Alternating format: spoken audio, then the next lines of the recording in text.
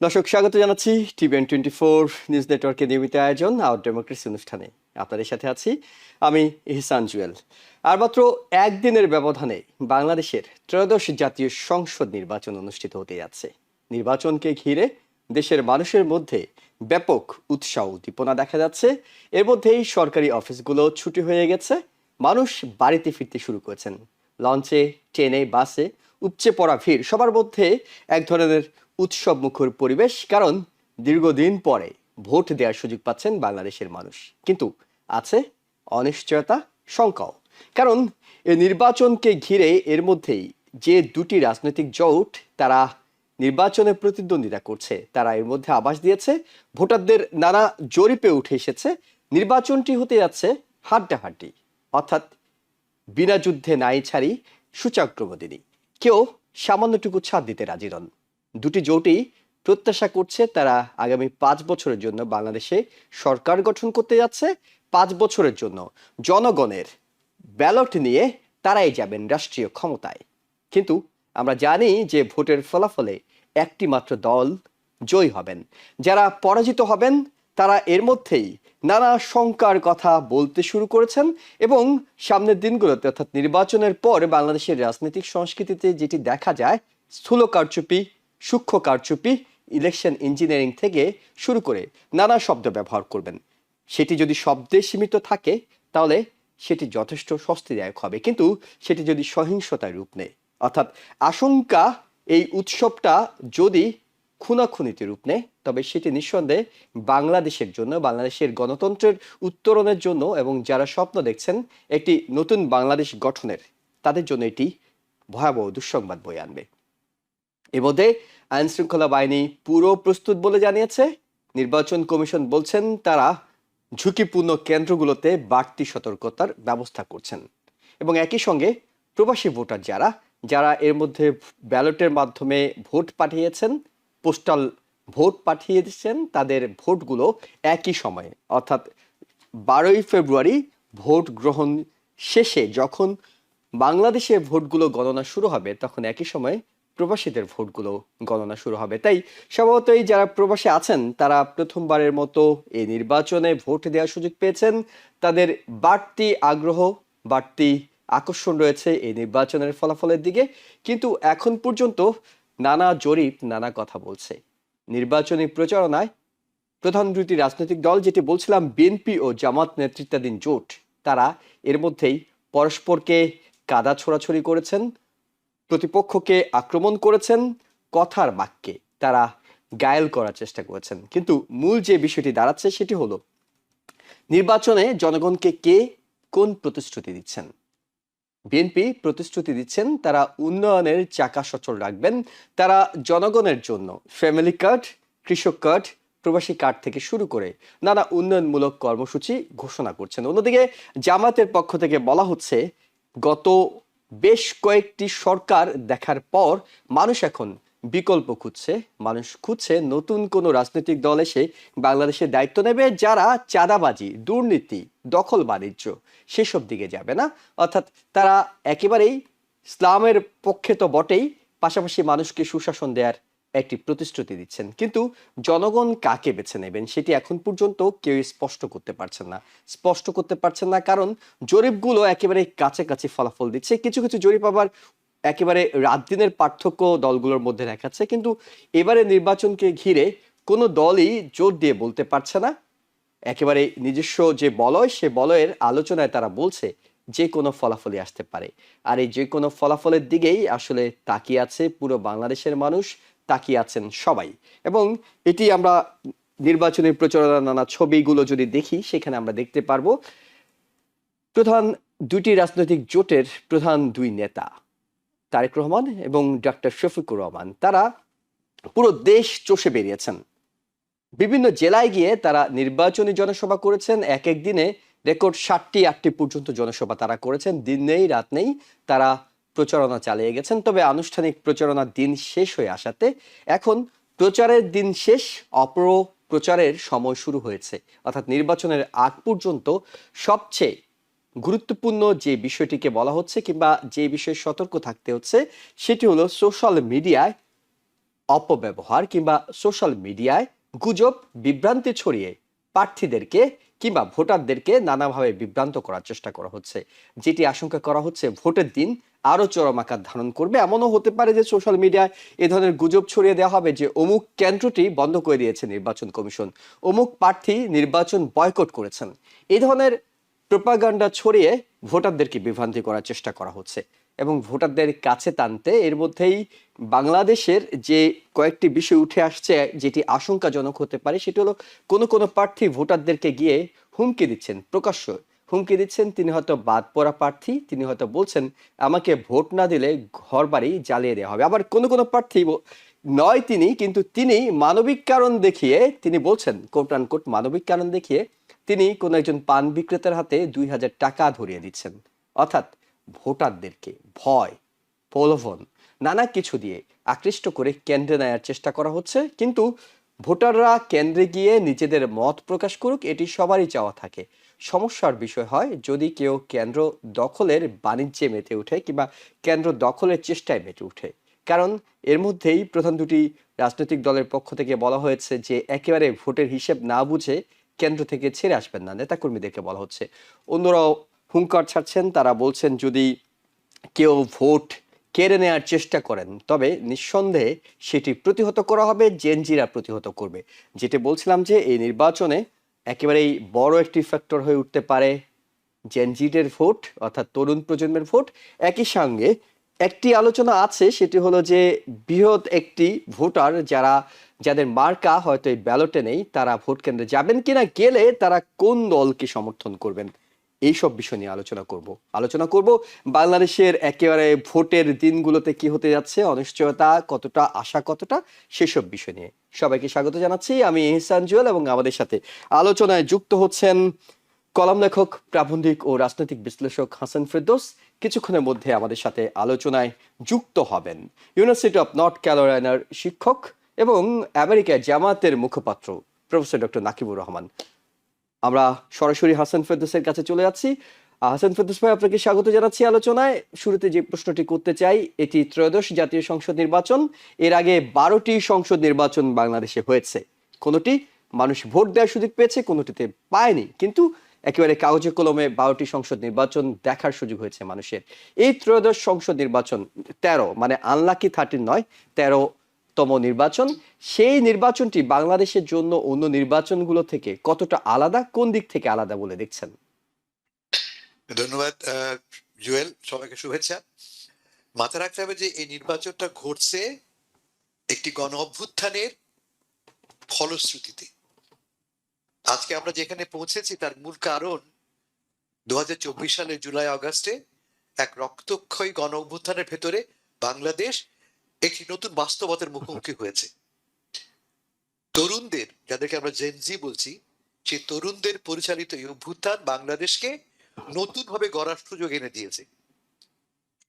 মাথায় রাখতে হবে যে এই বাংলাদেশ, আমরা ছবিতে দেখতে পাচ্ছি বঙ্গবন্ধুকে, এই বাংলাদেশ সেই বাংলাদেশ যার স্বপ্ন দেখেছিলেন বঙ্গবন্ধু।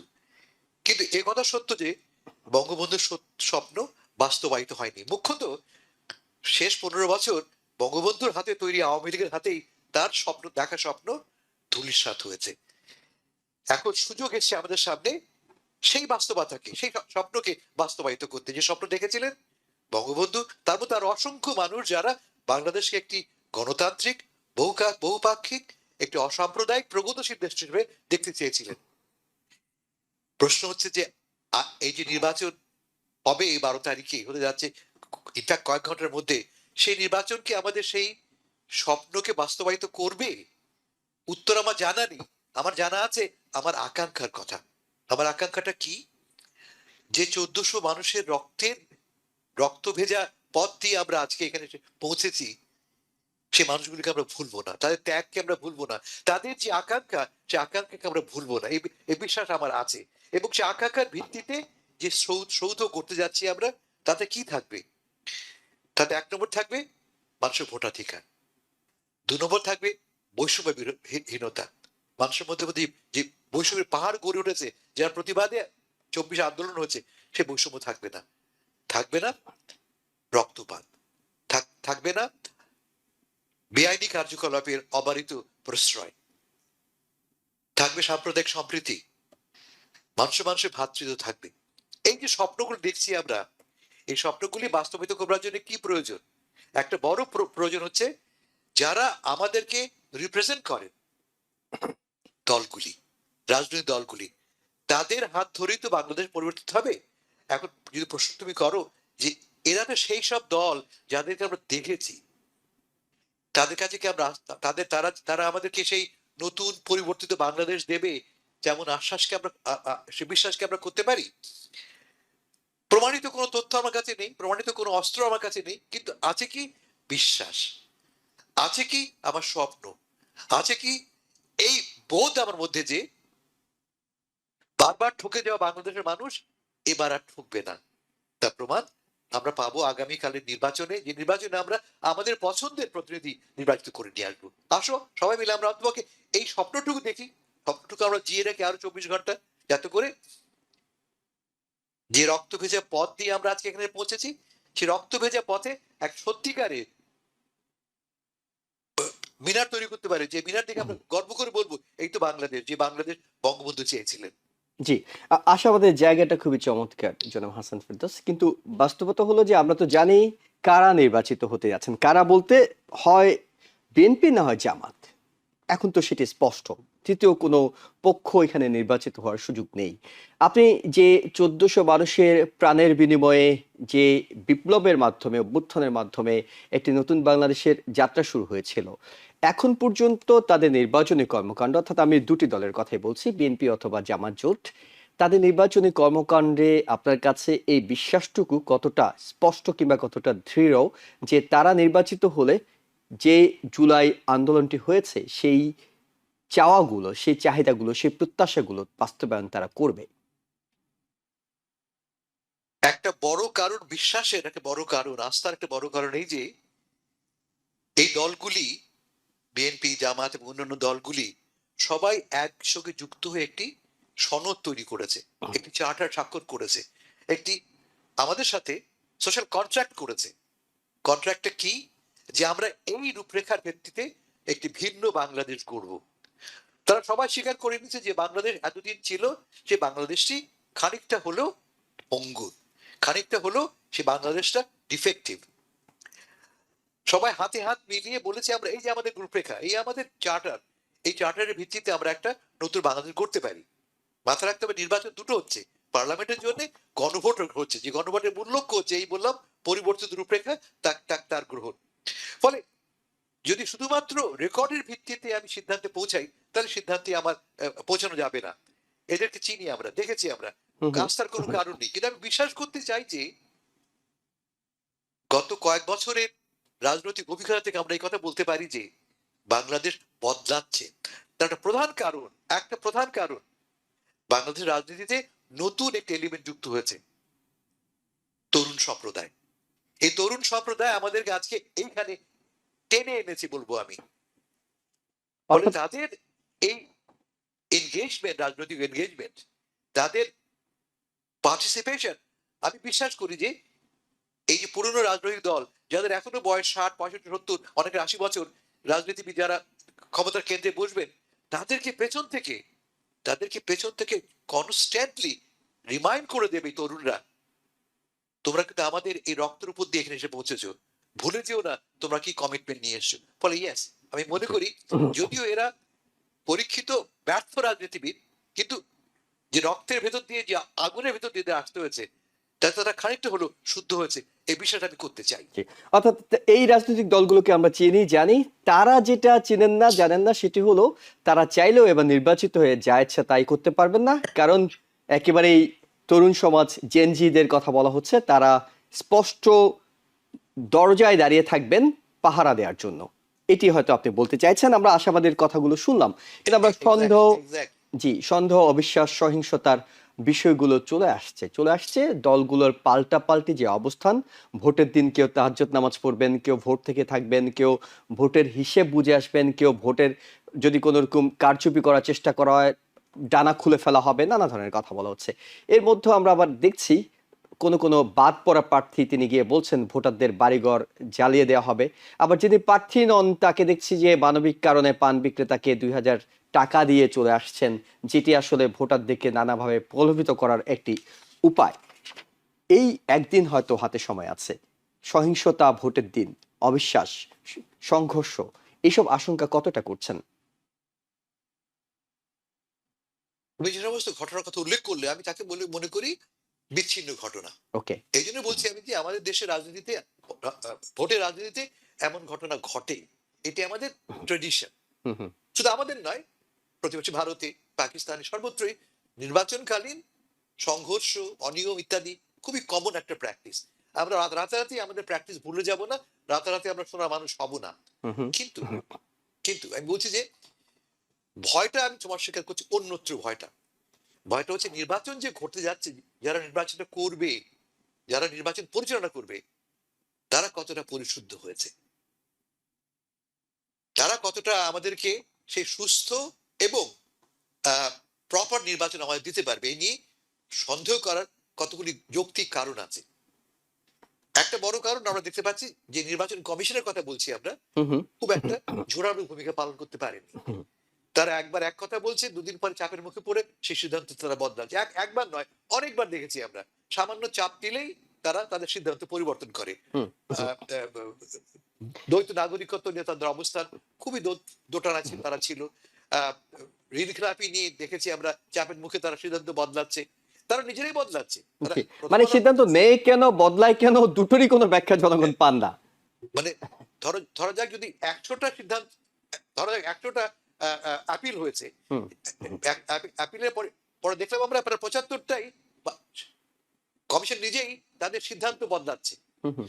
কমিশন সিদ্ধান্ত দিয়েছে যে 100টা বাতিল, আবার যখন অ্যাপিল হচ্ছে সেই অ্যাপিলের ভিত্তিতে এই কমিশনই আবার 75টাকে গ্রহণ করছে। তার মানে এটা কি, তারা স্বীকার করে নিচ্ছে আমরা 75% আমরা ভুল ছিলাম।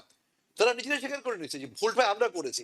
ফলে যেই কমিশন ভুলে ভরা, সেই কমিশন আমাদেরকে কতটা ডেলিভারি দেবে একটা সম্পূর্ণ নিরপেক্ষ নির্বাচন, তা নিয়ে সন্দেহ থাকবেই থাকবে। হুম। হুম। তবে আমি আবারও বলি, আমার আশার কথাটা বলি, আমরা আমরা এইবার কিন্তু আগের যে কোনো সময় চেয়ে অনেক বেশি আমরা ভিজিলেন্ট, সজাগ। ওকে।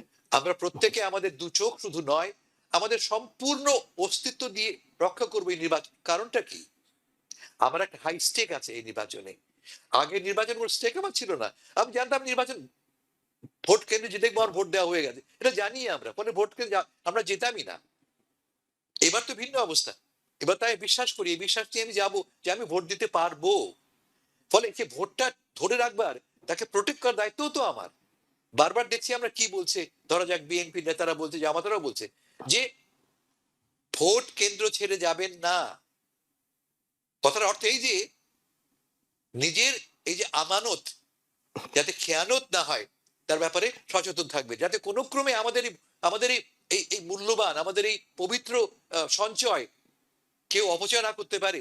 প্লিজ প্রোটেক্ট ইট। এবং আমি বিশ্বাস করি আমরা একটা প্রোটেক্ট করবো এবার। কিন্তু কিন্তু মানে আপনি যদি দুই দলই একই অবস্থান নেয় যে তারা ভোট কেন্দ্র ছেড়ে যাবেন না, এবং যখনই ফলাফলটা তারা হাতে পাচ্ছেন তখনই তো যারা জয়ী হন সাধারণত তারা উল্লাস করেন, উন্মাদনায় রূপ নেয় সেটি কখনো কখনো, এবং যারা হেরে যান তারা ক্ষোভ দেখানোর চেষ্টা করেন। তখন তো এই যে কেন্দ্রের সামনে আপনার হয়তো মনে আছে যে 2000 সম্ভবত 4 কি 5 সালের দিকে চট্টগ্রামে এরকম হয়েছিল, মেয়র মহিউদ্দিন চৌধুরী তার সমর্থকরা একেবারে সারা রাত রিটার্নিং অফিসারের কার্যালয় ঘেরাও করে শেষ পর্যন্ত ফলাফলটি নিয়ে তারা ফিরেছিলেন, কারণ তারা আশঙ্কা করছিলেন নির্বাচনের ফলাফল কারচুপি। এখন যদি কোনো একটি দল মনে করে, বিশেষ করে যারা হেরে যায় তারা সবসময় এটি মনে করে বাংলাদেশের রাজনীতিতে যে কারচুপি হয়েছে, সেটা সূক্ষ্ম হোক স্থূল হোক, তখন যখন দুইটা দলের সমর্থকরা এইভাবে একই জায়গায় অবস্থান নেবেন তখন তো সেটা আসলে সামাল দেওয়ার মতো আইন শৃঙ্খলা বাহিনীর সেই সক্ষমতা কতটা আছে? এবার আমরা বারবার প্রতিশ্রুতি পেয়েছি সর্বমহল থেকে, পুলিশ থেকে, আনসার বাহিনী থেকে, সামরিক বাহিনী থেকে, বিডিআর এর কাছ থেকে পেয়েছি আমরা আশ্বাস পেয়েছি। কি আশ্বাস পেয়েছি, যে আমরা নিরপেক্ষ থাকবো, আমরা এনগেজ থাকবো, আমরা ভিজিলেন্ট থাকবো। বারবার তারা আমাদেরকে এই কমিটমেন্ট দিয়েছে। আমরা জানি এদের রেকর্ড ভালো নয়। হুম হুম। এর আগেও দিয়েছিলেন তারা, মানে তারা তাদের দিয়েছে, বাহিনীর প্রধানরা। কিন্তু আমি আবারও বলছি যে আজকের বাংলাদেশ কিন্তু গতকালের বাংলাদেশ নয়। ওকে। এই বাংলাদেশের পেছনে আছে আমাদের নতুন প্রজন্মের ত্যাগের রক্ত, ত্যাগের ইতিহাস। তাকে অত সহজে বাতিল করা সহজ হবে না কিন্তু। ফলে আমি বলতে চাচ্ছি যে আসুন আশা করি একবার হুম, আমরা, হুম। আশা করি এই যুক্তির ভিত্তিতে যে নতুন যারা ক্ষমতায় আসবে এবং এই নির্বাচনের পেছনে যারা এনগেজ রয়েছে তারা ওই লেসনটা মাথায় রাখবে যে বারবার এই ভুল আমরা করব না, বারবার এই মিস্টেকটা আমরা করবো না, যাতে করে যে ত্যাগ করেছে তরুণ প্রজন্ম সে ত্যাগকে আমরা ধুলায় ভুলুণ্ঠিত করি। ওকে। পুরোপুরি আশাবাদের মধ্যে আমি আমরা এখনো অন্তপক্ষে আছি। থাকছি, আমি বারবার বলছি, আমি জি। টক শো শুনে প্লিজ সিদ্ধান্ত গ্রহণ করবে না। না। টক শো যারা করে আমাদের একটা কৃত্রিম রিয়েলিটি আমাদের প্রেজেন্ট করে তারা। হুম, হুম। আমরা দূর থেকে যখন দেখি বাংলাদেশকে, দেখি তো একটা সেকেন্ডারি প্রিজম দিয়ে, সেকেন্ডারি আয়না দিয়ে, কেমন, এবং সায়নাটা কি একটা খুব নেগেটিভ আয়না দেখতে পাচ্ছি আমি, সোশ্যাল মিডিয়া এবং টেলিভিশন বাংলাদেশের একটা কৃত্রিম বাস্তবতা আমাদের সামনে তুলে ধরছে, যার যার নিজস্ব মনের আয়নায়, মনের ভাবনায়, এবং সে ভাবনাটা খুব ভীষণ রকম নেগেটিভ। এবং যেমন ধরো যে এটিও তো আপনি খেয়াল করছেন কিনা সেটা হলো যে বাংলাদেশের গণমাধ্যমগুলো এর মধ্যেই পক্ষপাত করা শুরু করে দিয়েছে, অর্থাৎ গণমাধ্যমগুলোর যে নিউজের পরিবেশনা সেখানে মনে হচ্ছে তারা কোনো একটি দলের পক্ষেই কাজ করছে, এমন একটি অভিযোগও আসছে। এমন কি অবজারভেশন আপনার কাছে আছে কিনা কিংবা মনে হচ্ছে কিনা? অ্যাবসলিউটলি, অ্যাবসলিউটলি আমাদের আমাদের গণমাধ্যম শেখেনি, আমাদের গণমাধ্যম শেখেনি। আমি আমি আমার আর কথা শেষ করি আমি, তাতে এই যে নির্বাচন হবে না এই গল্প তো আমরা শুনেছি, হুম, শোনো হুম। নাই? হুম, হুম। তোমার টেলিভিশন আমি এবং তর্ক এবং করেছি, এই সরকার ক্ষমতা ছাড়বে না। ছাড়বে না। জি। এই এই বয়ানটা কে দিয়েছে? মিডিয়া। সরকার দেয় নাই, পলিটিক্যাল পার্টিগুলি দেয় নাই, নির্বাচন কমিশন দেয়নি, কে দিয়েছে? মিডিয়া এই টক দিয়েছে। শো হোস্টরা সারাক্ষণ তারা মুখে ফেলা তুলে ফেলেছে নির্বাচন হবে না। 5 দিন আগেও তারা বলে, আমি নাম ধরে বলতে পারি কে বলছে নির্বাচন হবে না, তারা বলছে। আর ওই সীমান্তের অপর পারে বসে থাকা পতিত সরকারের প্রতিনিধিরা, তারা কেন বলছে? টক শোরা হোস্টরা বলছে কেন? এটা তাদের পুঁজি। নির্বাচন হয়ে গেলে তারা কি নিয়ে কথা বলবে ভাই? তাদের ক্যাপিটাল তো হচ্ছে নির্বাচন নিয়ে, নির্বাচন হবে না এই এই তর্কটা ধরে রাখ, এটা একটা। আর ওপারে যারা গেছে, যদি একবার নির্বাচন হয়ে যায়, কোন যুক্তিতে তারা বলবে এই সরকার অবৈধ? কোন যুক্তিতে তারা বলবে আসো বিদ্রোহ করি? কোন যুক্তিতে তারা বলবে আসো সংগ্রাম করি? ওকে। 60, 70, 80% মানুষ ভোট দিয়ে সরকার গঠন করে, তাকে তুমি কোন যুক্তিতে প্রত্যাখ্যান করবে? ফলে এই যে একটা আনহোলি অ্যালায়েন্স গড়ে উঠছে, আমি বলি যে আসো তাকে প্রত্যাখ্যান করি আমরা, এবং একটা সুপ্রসন্ন চোখে, সম্ভাবনার চোখে, বিশ্বাসের চোখে ভাবি যে নতুন বাংলাদেশ হতে যাচ্ছে। ওকে। আমরা এর মধ্যে আমাদের সাথে যোগ দিয়েছেন নর্থ ইউনিভার্সিটি অফ নর্থ ক্যারোলাইনার প্রফেসর ডক্টর নাকিবুর রহমান, যিনি জামায়াতে ইসলামী, বাংলাদেশ জামায়াত ইসলামীর আমেরিকায় মুখপাত্র হিসেবে কাজ করছেন। প্রফেসর ডক্টর নাকিবুর রহমান, আমরা জানি বেশ ব্যস্ততম সময় যাচ্ছে আপনার। আপনাকে ধন্যবাদ যে এই ব্যস্ততম সময়ের মধ্যেও আপনি TVN24 এর দর্শকদের জন্য সময় বের করে নিয়েছেন। আমরা যে প্রশ্নটি আপনার কাছে স্পেসিফিক জানতে চাই, একেবারে সবশেষ জামায়াত ইসলামের আমির যে ব্রিফিংটি করেছেন সেখানে তিনি বলেছেন ভোটের মাঠ বিপন্ন হলে তরুণেরা বরদাস্ত করবে না। মানে জামাত কতটা ঠিক এই নির্বাচনে সুষ্ঠু হবে না, নির্বাচনে কারচুপি হবে, ভোটের মাঠ বিপন্ন হতে পারে, যেটি জামাতে আমির বলছেন, এই আশঙ্কাটা আপনাদের মধ্যে ঠিক কতটা এখন এই মুহূর্তে?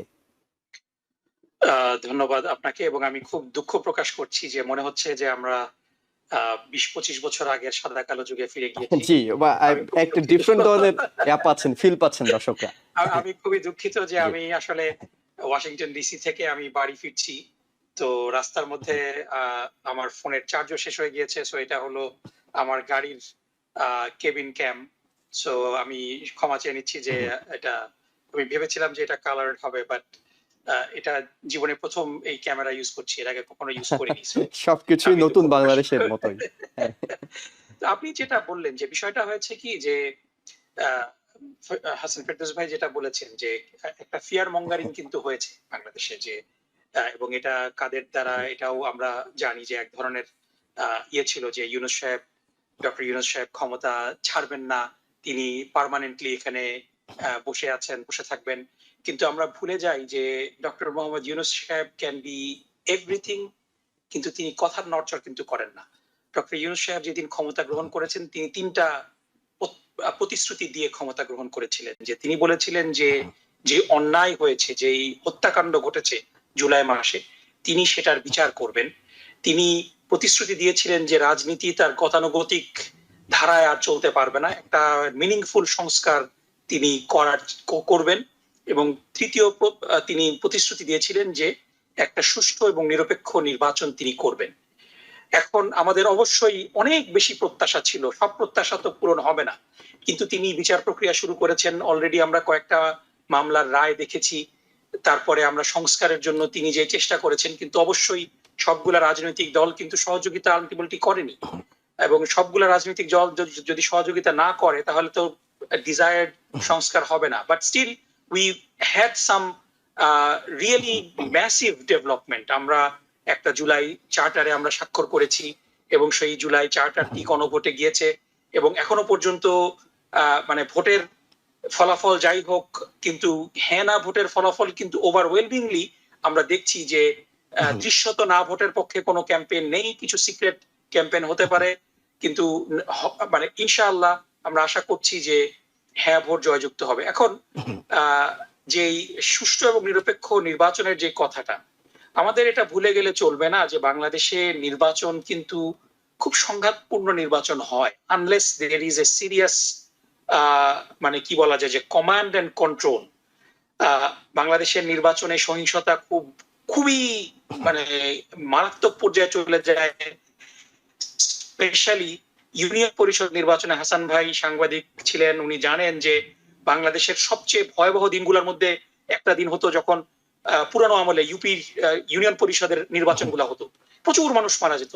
সো বাংলাদেশের নির্বাচন ব্যবস্থাটা কিন্তু একেবারে সবার জন্য সুখকর না। মানে এটা হলো, if you look into the history, we will be naive to think that all of a sudden একটা বিপ্লব হয়ে যাওয়ার কারণে মানুষের চরিত্র বদলিয়ে গিয়েছে, মানুষ নির্বাচনে সহিংসতা করবে না, জোর করে ভোট কেন্দ্র কিংবা দখল কিংবা নির্বাচন ম্যানিপুলেশন চেষ্টা করবে না, এটা কিন্তু আমাদের ভুলে গেলে চলবে না।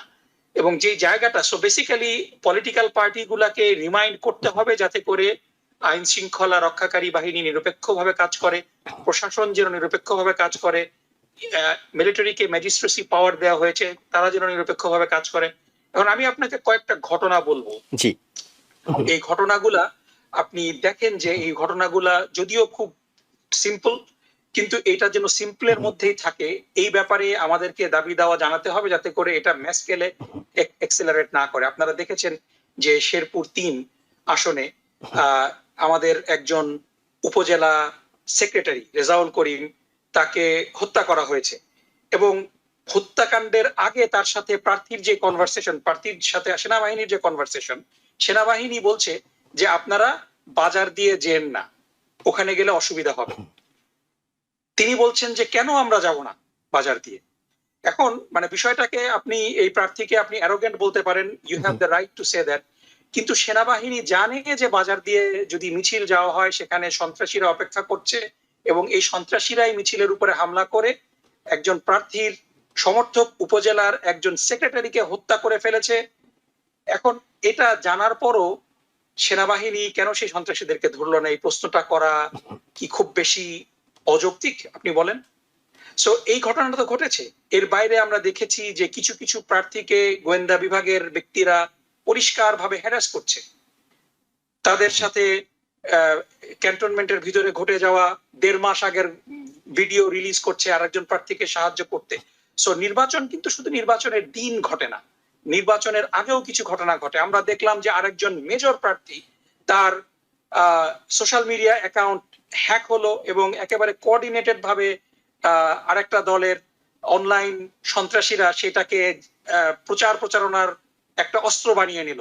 সো এগুলা কিন্তু সিকিউরিটি অ্যাপারেটাসের প্রভাব খাটিয়ে করা হয়েছে। সো এই বিষয়গুলাকে অবশ্যই কন্ট্রোলে আনতে হবে। আমরা দেখেছি যে এই বিষয়গুলো যখন ঘটেছে, ডক্টর মোহাম্মদ ইউনূস সাহেবের সাথে যখন যোগাযোগ করা হয়েছে, তিনি খুবই পজিটিভলি রেসপন্ড করেছেন, এবং আমরা দেখেছি কিছু ইমপ্রুভমেন্ট হতে। সুতরাং দাবি দাওয়া করার অর্থ এই না যে আমরা মনে করছি যে সত্যি সত্যি কোনো ঘটনা ঘটবে, কিন্তু যে ঘটনাগুলো ঘটেছে এই ঘটনাগুলো যেন না ঘটে। আপনারা আরো দেখেছেন যে বাউফলে শফিকুল ইসলাম মাসুদ সাহেবের এলাকাতে একজন গর্ভবতী মহিলাকে পেটে লাথি মেরে আহত করা হয়েছে, এবং সেইখানে ওসির একেবারে পুরাপুরি দলীয় কর্মীর মতো আচরণ, তারপরে থানা ঘেরাও করে সেনাবাহিনীর সহযোগিতা নিয়ে শেষ পর্যন্ত সেই থানার ওসিকে উইথড্র করা হয়েছে। তো এই ধরনের ঘটনাগুলো কিন্তু ঘটছে। এই কারণে আমাদেরকে হুঁশিয়ার থাকতে হবে যে জনগণের রায় জনগণকে দিতে দিতে হবে। এই রায় কেউ যদি প্রভাবিত করার চেষ্টা করে, কেন্দ্র দখল করার চেষ্টা করে, আমরা কিন্তু আর পুরনো বাংলাদেশে নেই। এখানে বাংলাদেশের এইবারের 4 কোটি তরুণ ভোটার, এই 4 কোটি তরুণ ভোটার জীবনের বিনিময়ে আমাদেরকে একটা গণতান্ত্রিক অবস্থায় এনে দিয়েছে। সেই গণতান্ত্রিক ব্যবস্থার যদি কোনো ব্যত্যয় ঘটে, কোনো শক্তি যদি নির্বাচনকে প্রভাবিত করতে পারে, আপনারা দেখেছেন যে একজন প্রার্থী যার হাসনাত আব্দুল্লাহর আসনে মুন্সি, তিনি কিভাবে হুমকি দিচ্ছেন। তারপরে আমানুল্লাহ আমানের আর একটা ভিডিও আজকে রিলিজ হয়েছে যে তারা হুমকি দিচ্ছে। তো এই ধরনের যে হুমকিগুলো আছে, আমি বিএনপিকে সাধুবাদ জানাই যে মুন্সিকে বিএনপি বহিষ্কার করেছে, এবং এই ধরনের যারা মাস্তানি করার চেষ্টা করবে, কেন্দ্র দখল করার চেষ্টা করবে, তাদেরকে সাবধান হতে হবে যে আমরা কিন্তু আর পুরানো বাংলাদেশে নেই। যদি কেউ কেন্দ্র দখল করতে আসে, ভোটারদেরকে ভয়ভীতি দেখাতে আসে, নির্বাচনের ফলাফল পরিবর্তন করতে আসে, they have to come prepared, কারণ জনগণ তাদেরকে একেবারে মাঠ ফাঁকা করে ছেড়ে চলে যাবে। এটা যদি কেউ মনে করে আমরা শেখ হাসিনাকে সরিয়েছি, বাংলাদেশের জনগণ আর কোনো সন্ত্রাস, আর কোনো নির্বাচন ম্যানিপুলেশন মেনে নেবে না। জি, একেবারে অপ্রিয়। আমি একটু add করি এখানে, হ্যাঁ, জুয়েল, জি জি জাস্ট স্ট্যাটিস্টিক্যাল একটা তথ্য দিচ্ছি এখানে আমি, হ্যাঁ। যে আমি দেখতে পাচ্ছি হিউম্যান রাইটস রিপোর্ট তৈরি করেছে বাংলাদেশের নির্বাচন সংযুক্ত ভায়োলেন্সের একটা রিপোর্ট তারা তৈরি করেছে। তারা বলছে যে এই পর্যন্ত এই বছরের নির্বাচন নিয়ে ভায়োলেন্স হয়েছে, ভায়োলেন্ট ঘটনা ঘটেছে 62টি, নির্বাচন সংক্রান্ত সহিংস ঘটনা 62টি তারা বলছে, আর মারা গেছে 16 জন তারা বলছে। কেমন, নির্বাচন এখন হয়নি, তারা এই ঘটনা ঘটেছে। জি, মানে 16 জনটা একটু পুরনো রিপোর্ট, মানে এরপর আরো 2 জন যোগ হয়েছে। আমি হোয়াটএভার, আমি এই রিপোর্টটা আমার সামনে আছে। আর এর সঙ্গে তুমি যদি 24 সালের নির্বাচন তুলনা করো, 24 সালের নির্বাচনে মারা গিয়েছিল নির্বাচন সংক্রান্ত ঘটনায়, 24 সালে যখন কোনো কম্পিটিশন হয়নি, আমি এবং তখন ডামির মারা ছিল, গেছে- আমি এবং ডামির আমি নির্বাচন। জানি, সেখানে 43 জন মারা গেছে, আর ঘটনা ঘটেছে 2538টি, 2538। এর বাইরে ছিল কি, আমি সংখ্যাটা বলতে পারছি না, কিন্তু অসংখ্য ঘটনা যেখানে সংখ্যালঘুরা আক্রান্ত হয়েছিল। কেমন, Okay, okay. এই নির্বাচনে সংখ্যালঘু আক্রান্ত হয়েছে এমন কোনো তেমন সিগনিফিকেন্ট রিপোর্ট আমরা পাইনি। আগে ঘটনা ঘটেছে, সংখ্যালঘুরা আমাদের সবসময় আক্রান্ত হয়, আমরা জানি, আমরা আমাদের সাথে প্রোটেক্ট করতে পারি না, কিন্তু এখন পর্যন্ত রিপোর্টে অন্তত আমি দেখতে পাচ্ছি না যে নির্বাচনের মুখে দাঁড়িয়ে নির্বাচন সংক্রান্ত সংখ্যালঘুর উপর আক্রমণ ঘটনা ঘটেছে, তেমন কোনো ব্যাপক রিপোর্ট নেই। তাহলে কি দাঁড়াচ্ছে, 24 সালে যখন আমি দামি নির্বাচন হচ্ছে, তখন অনেক বেশি সংঘর্ষ হয়েছে, সেই তুলনায় এবার কিন্তু অনেক কম, অনেক কম হয়েছে। আমি কারণটা একটা স্পষ্ট, কারণটা কি, আমরা অনেক বেশি এনগেজড, আমরা অনেক বেশি ভিজিলেন্ট। আমরা যেটা বললেন নকিব, আমি একমত, আমি আবার রিপিট করছি, আমাদের চোখ এবং কান খোলা আছে। আমরা এই নির্বাচনটা আমরা রক্ত দিয়ে, জীবন দিয়ে আমরা ছিনিয়ে এনেছি, সেটা তো সহজে আমরা ছাড়বো না। আমি প্রফেসর নাকিবুর রহমানের কাছে একটি অপ্রিয় প্রশ্ন করতে চাই। সেটি হলো, আমরা জানি যে Jamaat Islami chain of command খুব স্ট্রং, মানে নেতারা যাই বলেন কর্মীরা তাই করেন বলেই জনগণের ধারণা।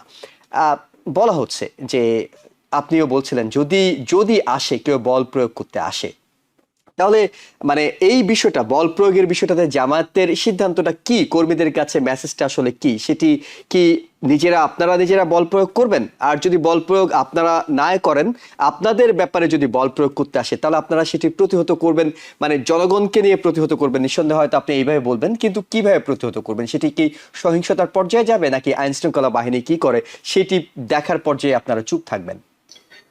আমি আপনাকে স্পেসিফিক এক্সাম্পল দিই জুয়েল ভাই। আমাদের এলাকাতে হাসান ভাই চেনেন, আওয়ামী লীগের একজন বড় নেতা অধ্যাপক আবু সাইদ, যিনি শুধু আওয়ামী লীগের নেতা না, আওয়ামী লীগের মানে মূল ফ্যাসিবাদের যেই বয়ান, এই বয়ানটা কিন্তু তৈরিতে আবু সাইদের ভূমিকা আছে। মানে তিনি এত ডাইহার্ট বাকশালী ছিলেন যে তিনি যখন আওয়ামী লীগ পুনর্গঠিত হলো, তিনি সেই আওয়ামী লীগও জয়েন করেননি, বাকশালে ছিলেন, এবং শেখ হাসিনা তাকে তথ্যমন্ত্রী করেছিল।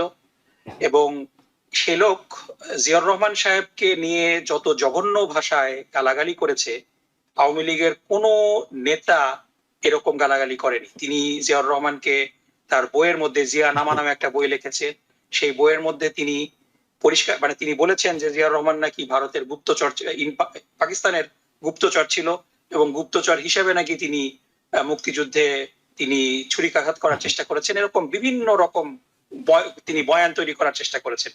সেই ব্যক্তিকে এই আবু সাইদ, এবং তিনি তার একটা সন্ত্রাসী বাহিনীও আছে এলাকাতে, সেই ব্যক্তিকে এবং তিনি যখন এই 5ই আগস্টের পরে তিনি এলাকাতে গিয়ে তিনি বক্তৃতা দিয়েছেন, সেই বক্তৃতার ভিডিও রেকর্ডও আছে যে তিনি আওয়ামী লীগকে পুনর্বাসনের জন্য অ্যাপিল করছেন। তিনি বলছেন যে শেখ হাসিনা আমাকে অ্যাবান্ডন করছে, কিন্তু আজকে তাকে আমার কাছেই ফিরতে হবে, কারণ আমি ছাড়া আওয়ামী লীগকে কেউ বাংলাদেশের রাজনীতিতে পুনর্বাসন করতে পারবে না, এই ধরনের কথা তিনি বলেছেন। এই সন্ত্রাসীকে কিন্তু বিএনপি মির্জা ফখরুল সাহেব ফুল দিয়ে বরণ করেছেন এবং এই সন্ত্রাসী তার সন্ত্রাসী বাহিনী সহ আমাদের এলাকাতে টহল দিচ্ছে। আমাদের কিছু কিছু এলাকাতে তার যেই প্রভাবাধীন এলাকা, একেবারে দুর্গম জায়গা, সেই জায়গাগুলোতে আমাদের অনেক মানুষ আতঙ্কে আছে। আমি ব্যক্তিগতভাবে সামরিক প্রশাসনের সাথে কথা বলেছি যে ভাই আপনারা তো জানেন যে এখানে এই সন্ত্রাসীরা ঘটনা ঘটাবে, তাদের হাতে অস্ত্র, অবৈধ অস্ত্র আছে, ইনফরমেশনও আমাদের কাছে আছে, আপনাকে দিচ্ছি।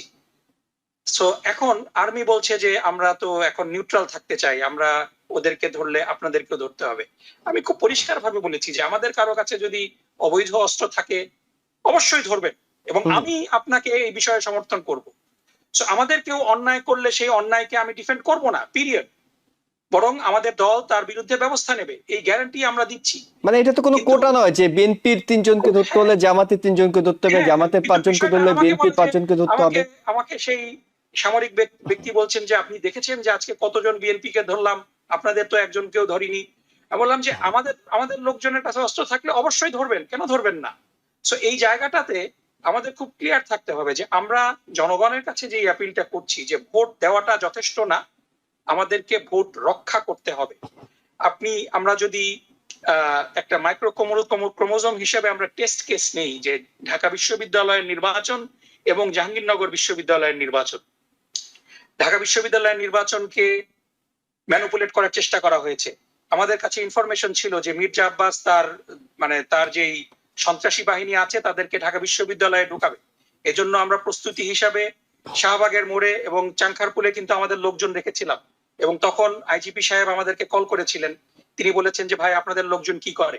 আমরা তাদেরকে পরিষ্কার ভাবে বলেছি যে আমাদের এই লোকজনগুলা দরকার হলে তাদের পিঠ ঢাকা বিশ্ববিদ্যালয়ের দিকে দিয়ে রাখবে, তাদের চেহারা থাকবে অন্যদিকে, এদের একজনও ঢাকা বিশ্ববিদ্যালয়ে প্রবেশ করবে না। কিন্তু মির্জা আব্বাসের সন্ত্রাসী বাহিনী যদি ঢাকা বিশ্ববিদ্যালয়ে প্রবেশ করার চেষ্টা করে, এরা ঢাকা বিশ্ববিদ্যালয়ে তাদের ভাইদের ভোটের অধিকার রক্ষা করবে। এবং সাথে সাথে আপনারা দেখেছেন যে বিভিন্ন অজুহাত দিয়ে ভোট গণনা কিন্তু মাঝে মাঝে বন্ধ ছিল এবং এটা পরিষ্কার ভাবে একটা ম্যানিপুলেশনের একটা ষড়যন্ত্র ছিল। কিন্তু ছাত্রছাত্রীরা, এদের মধ্যে অধিকাংশ মানুষই কিন্তু সাধারণ ছাত্রছাত্রী, তারা কিন্তু শিবির করে এরকমও না। ছাত্রীরা তারা কিন্তু রাত জেগে হল পাহারা দিয়েছে এবং মানে প্রচন্ড কি বলে নেক্কারজনক ঘটনা ঘটেছিল জাহাঙ্গীরনগর বিশ্ববিদ্যালয়তে। এবং জাহাঙ্গীরনগর বিশ্ববিদ্যালয়ের যে দলবাজ ভিসি, এর মতো নির্লজ্জ ভিসি আমি আমার জীবনে দেখিনি। তিনি সেই ব্যক্তি যিনি বলেছেন যে তারেক রহমান হলো প্রথম শিশু মুক্তিযোদ্ধা, আপনাদের মনে আছে। এবং এই ব্যক্তি এত নির্লজ্জ যে তারেক রহমান সাহেব যেদিন ঢাকাতে এসেছিলেন সেদিন তিনি তারেক রহমানের বাসের সামনে সেলফি নিতে গিয়ে মিলিটারির বাড়ি খেয়েছেন পর্যন্ত। এই ব্যক্তি ভোট গণনা বন্ধ করার জন্য তিনি পালিয়ে গিয়েছিলেন, তাকে একটা পলাতক অবস্থা থেকে আমাদের ছাত্ররা ধরে নিয়ে এসে আবার ভোট গণনা শুরু করেছিল। সো একটা সাধারণ ছাত্র নির্বাচনের জন্যই বিএনপি এই ধরনের হেরে যাচ্ছে দেখে এটাকে বন্ধ করা, এটাকে ম্যানিপুলেট করার পায়তারা করছে। সো আমরা we can not be naive যে জাতীয় নির্বাচন তারা ম্যানিপুলেশনের চেষ্টা করবে না। So we have to be vigilant. আমাদের লোকজন প্রস্তুত থাকবে, যদি কেউ কোনো অঘটন ঘটাতে চায় জনগণ উইল আউট নাম্বার, বিকজ সন্ত্রাসী তো খুব বেশি না, অল্প কিছু জন। একটা কেন্দ্রে সমস্ত ভোটার যদি 10 জন সন্ত্রাসীকে ধাওয়া করে, তাদের জন্য কোনো অস্ত্র লাগবে না, গাছের ডালপালাই যথেষ্ট। সো এই মেসেজটা আমরা পরিষ্কারভাবে দিতে চাই সন্ত্রাসীদের যে জনগণের ভোটাধিকার রক্ষা করবে। এবং আর্মি, এবং আপনারা দেখেছেন যে এটাকে ফ্যাসিলিটেট করার জন্য গতকালকে ইলেকশন কমিশন প্রচন্ড একটা মানে কি বলা যায় যে দুরভিসন্ধিমূলক একটা ঘোষণা দিয়েছিল যে মোবাইল নিয়ে কেউ সেলফোন নিয়ে কেউ ভোট কেন্দ্রে আসতে পারবে না 400 গজ দূরের থেকে। কি ধরনের রেডিকুলাস কথাবার্তা! আজকের জেনজি তারা ইভেন রেস্টরুমে গেলে পরেও ফোন নিয়ে যায়, সেখানে ভোট কেন্দ্রে তারা 4-5 ঘন্টা লাইনে দাঁড়ায় থাকবে, তারা ফোন নিয়ে যাবে না, এটা কেমন কথা? এবং তারপরে ভোট কেন্দ্রে যদি কোনো অঘটন ঘটে, এই ফোনই তো হয়ে যাবে এভিডেন্স। কারণ you can not just rely on the body cam এবং অন্যান্য সিসিটিভি ক্যামেরা। এবং এটা এই বিষয়ে আমরা দেখেছি কিন্তু বিএনপিকে নীরব থাকতে। বিএনপির কোনো বিবৃতি কিন্তু আপনারা দেখেননি। এবং আমাদের মানে এবং আমি অনেকের সাথে কথা বলেছি, জেনজি তারা বলছে যে ফোন নিতে গেলে ভোটই দিতে যাব না। So that's what they wanted to discourage এবং সাপ্রেস মানে ভোটার টার্ন আউট।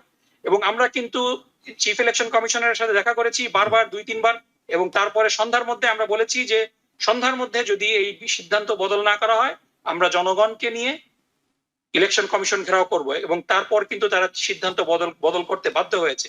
এবং এই যে টাইম স্প্যান, আমরা এর মধ্যে দেখিনি বিএনপির কোনো বিবৃতি, এবং আমাদের কাছে ইনফরমেশন আছে যে বিএনপির চাপের কারণেই তারা এটা করেছে। বিএনসিসি কে তারা বাদ দিয়েছে নির্বাচনের শৃঙ্খলা রক্ষার বিষয়টা, কারণ বিএনসিসির লোকজন নাকি শিবির। সো এই ধরনের রিডিকুলাস মানে কথাবার্তা বলে কোনো এভিডেন্স ছাড়া তারা নির্বাচন কমিশনকে ম্যানিপুলেট করার চেষ্টা করছে। সো বেসিক্যালি আমরা তাদেরকে ওয়ার্নিং দিতে চাই যে it's not gonna work, this is a different Bangladesh, এবং আমাদের জীবন দিয়ে হলেও আমরা গণতন্ত্রকে রক্ষা করব, ভোটকে রক্ষা করব, এবং জনগণকে আমরা সেই আপিল কি করছি যে আপনাদের ভোট দেওয়াটা যথেষ্ট না, আপনাদের ভোট আপনাদের রক্ষা করতে হবে। যে আমাদের কাছে মেসেজটা অনেকটা পরিষ্কার যে ঢাকা বিশ্ববিদ্যালয়ে যেভাবে জামাত এবং শিবির ফলাফলটাকে রক্ষা করেছে তাদের আশঙ্কার জায়গা থেকে, ঠিক একই কৌশলে তারা জাতীয় নির্বাচনে হয়তো তাদের জনগণকে, তাদের নেতাকর্মীদেরকে নিয়ে কোনো রকম কারচুপি হলে সেটি প্রতিরোধ করার চেষ্টা করবে। এবং একই সাথে আমি এটাও বলি যে আমরা যদি কোনো অন্যায় করি, সবার কাছে ফোন থাকবে, আমাদের অন্যায়কেও আপনারা এক্সপোজ করুন, আমাদের মধ্যে যদি কোনো ব্যাড অ্যাপল থাকে আমরা তাদের বিরুদ্ধে ব্যবস্থা নেব। জি অবশ্যই। জুয়েল, একটা কথা বলি আমি, নকিব ভাইয়ের কথা শুনে মনে হচ্ছে যে নির্বাচন কমিশনও ষড়যন্ত্র করছে, এই কথাটা আমি এগ্রি করতে পারছি না, আমি একটু রিপ্রেস করি, সেই ভাই নির্বাচন কমিশন ষড়যন্ত্র করছে না, কিন্তু নির্বাচন কমিশন সারেন্ডার করছে বিএনপির অযৌক্তিক দাবির কাছে। নির্বাচন commission has to man up, কারণ আমরা দেখেছি যে বিএনপি যেই দাবি করছে তারা সেই দাবিটাই মেনে নিচ্ছে। সো বাট কিছু কিছু দাবি ইটস রেড লাইন, যেমন এই মোবাইল ফোনের দাবি, এটা it's a red line. BNCC cancel করলো, এটা নিয়ে আমাদের কোনো ওয়ারি নাই, কিন্তু বিএনপির সব দাবি কেন মানতে হবে? সো এই বিষয়টা মানে ইলেকশন কমিশন ষড়যন্ত্র করছে, এটা মানে বলার কোনো অবকাশই নেই। তারা অসম্ভব পরিশ্রম করছে, কিন্তু they need to man up, they are surrendering. আমি সিম্পলি তাদেরকে এই বেনিফিট অফ দ্য ডাউট দিতে চাই যে তারা ভুল করতে পারে, তারা ভুল করছে, কিন্তু ভুল তারা শুধরেও নিচ্ছে। ফলে আমরা অন্তপক্ষে তাদেরকে এই সাধুবাদটা দিই, যখন তাদেরকে চিহ্নিত করা হচ্ছে এই ভুলটা তোমরা করেছো, শুধরে কিন্তু তারা নিচ্ছে। এটা আসার কথা, এটা উদ্বেগের কথা, এটা আসার কথা, এটা যে when pointed out they actually concede, তারা মেনে নিচ্ছে। কেমন যেমন সেলফোনের ব্যাপারটা মানে কিন্তু তাদেরকে একটু একটু মানে হুমকি দিতে হচ্ছে যে না হয় কিন্তু ঘেরাও করব। আমার ধারণা যে সব কোনো বিশেষ কোনো পরিপ্রেক্ষিতে তারা সিদ্ধান্তগুলি নিয়েছে, সেই পরিপ্রেক্ষিতে আমরা জানি না, এবং না জেনে আমরা এটা দুরভিসন্ধিমূলক ভাবাটা আমি মনে করি সৎ হবে না। ওকে ওকে, আমরা প্রফেসর ডক্টর নাকিবুর রহমান, আপনাকে আমরা বিদায় দিতে যাচ্ছি। হয়তো আমরা আর 1 মিনিট হয়তো আলোচনা করব হাসান ফেরদৌসের সাথে। আপনাকে এইভাবে কষ্ট দিতে চাচ্ছি না আর কি, আপনি যেভাবে যোগ দিয়েছেন, এবং সবাইকে শুভেচ্ছা জানিয়ে আমি বিদায় নিচ্ছি। আসসালামু আলাইকুম। জি আপনাকে ধন্যবাদ। হাসান ফেরদৌস ভাই, আপনার কাছে যেটি জানতে চাই আরেকটি প্রসঙ্গ, সেটি হলো যে অন্তর্বর্তীকালীন সরকারের উপদেষ্টারা অনানুষ্ঠানিকভাবে মন্ত্রণালয় থেকে আজকে বিদায় নিয়েছেন, তারা বিদায় নিচ্ছেন এবং সবার কাছে ক্ষমা টমা চেয়ে নিয়েছেন যদি কোনো ভুল টুল হয়। অর্থাৎ এই সরকার, অন্তর্বর্তীকালীন সরকার মোটামুটি আমরা ধরে নিচ্ছি যে শেষ, নতুন করে এখন বাংলাদেশ নতুন সরকারের জন্য অপেক্ষা করছে। আমি এর আগে দেখেছি যে অন্তর্বর্তীকালীন সরকার নানা কর্মকাণ্ড আপনি ব্যাপক সমালোচনা করেছেন, একেবারে এখন তো শেষ মুহূর্ত। নির্বাচনের কেমন নির্বাচন হয় সেটির জন্য অপেক্ষা করবেন, নাকি তার আগেই তাদেরকে একটু মার্কস টাক্স দিতে পারবেন? কত মার্কস পেল তারা এই 20 মাস কিংবা এই 18 মাসের বেশি সময়? আমরা যখন সমালোচনা করেছি এই যুক্তি থেকে যে তারা যেন সচেতন হয়, যেটা এক্সাম্পল আগে দিলাম আমরা, কোন দুরভিসন্ধি থেকে তারা তাদের যে ফেইলিয়ার গুলি কোনো ষড়যন্ত্রের কারণ নয়, কিন্তু ফেলিয়ার তার ইনএফিশিয়েন্ট বলে, অনভিজ্ঞ বলে, অযোগ্য বলে। মাথা রাখতে হবে এই যে সরকারটা গঠিত হয়েছিল, সরকার তো না, প্রশাসন গঠিত হয়েছিল, তাতে প্রায় সবাই অনেকেই বা অধিকাংশই কম অভিজ্ঞতা সম্পন্ন প্রশাসন চালানোর ব্যাপারে। ফলে তাদের কাছ থেকে যে খুব একটা স্টেলার পারফরমেন্স পাবো আমরা, অধ্যাপক আমি প্রথম থেকেই আশা করিনি। আমি কি আশা করেছিলাম যে অধ্যাপক ইউনূসের নেতৃত্বে এই সরকার কম বেশি নিরপেক্ষ থাকবে, এমন কিছু করবে না যার ফলে দেশের কোনো ক্ষতি হবে।